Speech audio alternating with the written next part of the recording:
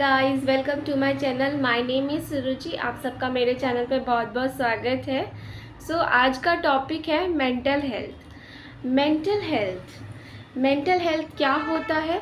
Mental health एक state है जिसमें कि हम लोग एक पर्सन का वेलबींग देखते हैं, उसका स्ट्रेस देखा जाता है और उसका लिविंग कैसा है, पॉजिटिव नेगेटिव एटीट्यूड्स के साथ है, किस एटीट्यूड्स के साथ है वो देखते हैं, और उसका लर्निंग एबिलिटी कैसा है, उसकी वर्किंग कैसी है। इन सब चीज़ों को मिला करके हम लोग मेंटल हेल्थ कहते हैं। बहुत लोग ये कहते होंगे कि मेंटल हेल्थ कहने का अर्थ है कि कोई भी मेंटल डिसऑर्डर। इसीलिए किसी भी पर्सन से अगर पूछेंगे ना कि आपका मेंटल हेल्थ ठीक है, तो कहेगा तो मैं पागल दिखता हूँ क्या?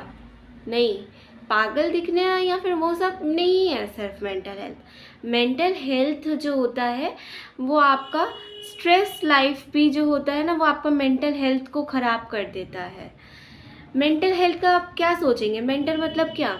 हमारा ब्रेन जो है वो प्रॉपरली वर्क कर रहा है या नहीं कर रहा है। मतलब हमारा अगर हम कोई भी चीज़ का या किसी भी कोई बॉडी में कोई भी चीज़ होती है तो आप ये मानते हैं कि उसके लिए हमारा ब्रेन रिस्पॉन्सिबल होता है। तो जब आप कुछ सोच रहे होते हैं, कोई ओवर थिंकिंग कर रहे होते हैं, तो उससे क्या होता है कि आपको स्ट्रेस होने लगता है उस चीज़ को लेकर के, और वो जो स्ट्रेस है वो आपके ब्रेन को प्रॉपरली जो है वो वर्क करने नहीं देता है। Mental health is more than the absence of mental disorders.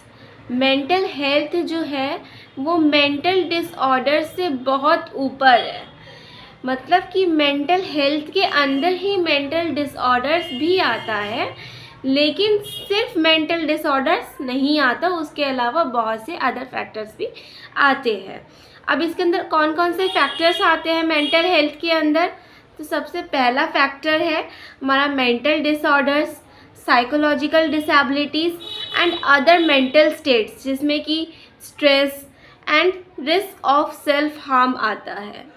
अच्छा, अभी तक जो है, अभी का जनरेशन आप देख लीजिए या फिर चाहे बड़े लोगों को देख लीजिए, उन सबको भी देख लीजिएगा, तो क्या होता है कि उन हर एक छोटे बच्चे तक में अभी स्ट्रेस होगा कि मुझे होमवर्क करके जाना है, मैंने नहीं किया तो कुछ हो जाएगा, कल मेरे को टीचर पनिशमेंट दे देगी।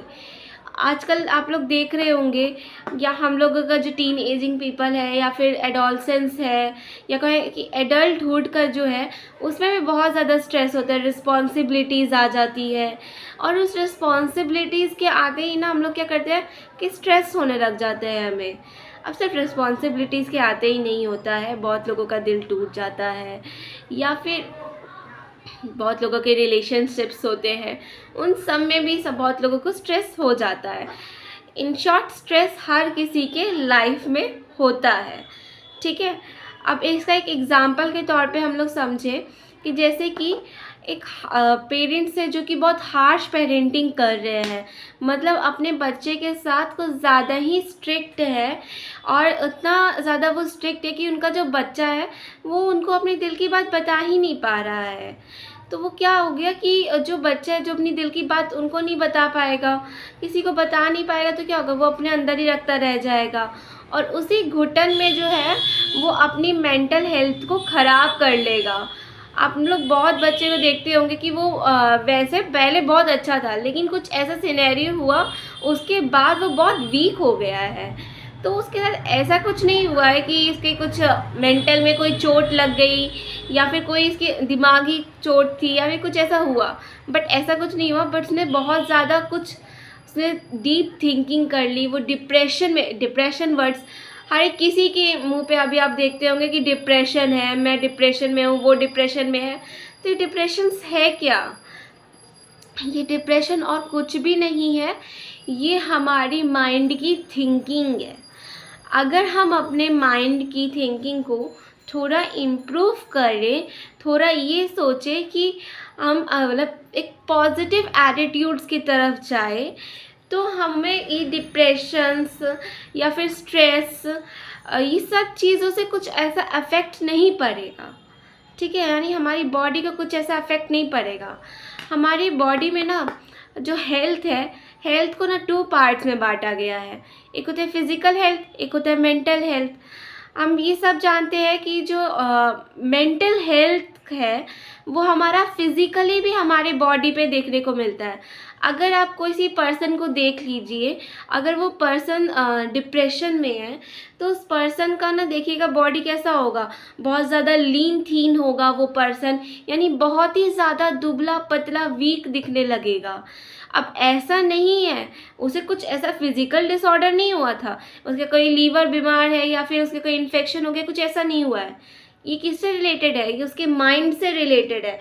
इन शॉर्ट हमारा मेंटल हेल्थ जो है वो बहुत ही ज़्यादा इम्पॉर्टेंट होता है। ठीक है, अब हम बात करते हैं इसके प्रिवेंशंस क्या क्या है। तो सबसे पहला प्रिवेंशन जो है वो हमें खुश रहना चाहिए, हमें अपने आसपास का इन्वायरमेंट पॉजिटिव रखना चाहिए। थोड़ा सा पॉजिटिव जब इन्वायरमेंट रहेगा ना तो आपको खुद ही मन करेगा, हंसते रहते हैं, खुश रहने का अच्छा मन करता है। ठीक है, लेकिन जहाँ आपका इन्वायरमेंट जो होता है वो थोड़ा सा नेगेटिव हो जाए, आप नेगेटिव लोगों के बीच में चले जाएंगे तो उसमें क्या होता है कि आपका जो माइंडसेट है वो थोड़ा सा बिगड़ जाता है। ठीक है, तो हैप्पी रहने का कहेंगे कि हैप्पी रहने का क्या मतलब है? मतलब हैप्पी रहने का मतलब आप कोई भी चीज़ आ रहा है तो अब लाइफ में प्रॉब्लम्स तो आएगी ही, लेकिन आपको उसको फेस करना है और अच्छे से फेस करना है। तब जब वो टाइम बीत जाएगा ना, जिस टाइम पे वो प्रॉब्लम आई थी, तो आपको लगेगा अरे वो तो बहुत छोटी सी प्रॉब्लम थी, हम तो उसे बहुत ईजिली पार कर सकते थे, हम बेकार में इतना टेंशन ले रहे थे। ठीक है, तो अपनी लाइफ को ना इंजॉय करते हुए रहना चाहिए। आपको अपने मूड्स को अच्छा रखने के लिए अपनी कोई भी जो आपकी हॉबीज़ है उस पे वर्क कर सकते हैं। आपकी हॉबीज़ पे जब आप वर्क करेंगे तो सबसे पहले तो आप हैप्पी रहेंगे। सेकेंड थिंग कि आपकी हॉबी जो है वो इम्प्रूव होगी डे बाय डे। ठीक है, आप गाना सुन सकते हैं, आप मतलब जितनी भी आपकी एक्टिविटीज़ है जिससे आपको खुशी मिलती है, आप उन सारे वर्किंग्स को या वर्क्स या फिर जो भी चीज़ें उन एक्टिविटीज़ को कर सकते हैं। ठीक है, so guys this is the end of the video. Bye bye, Tata.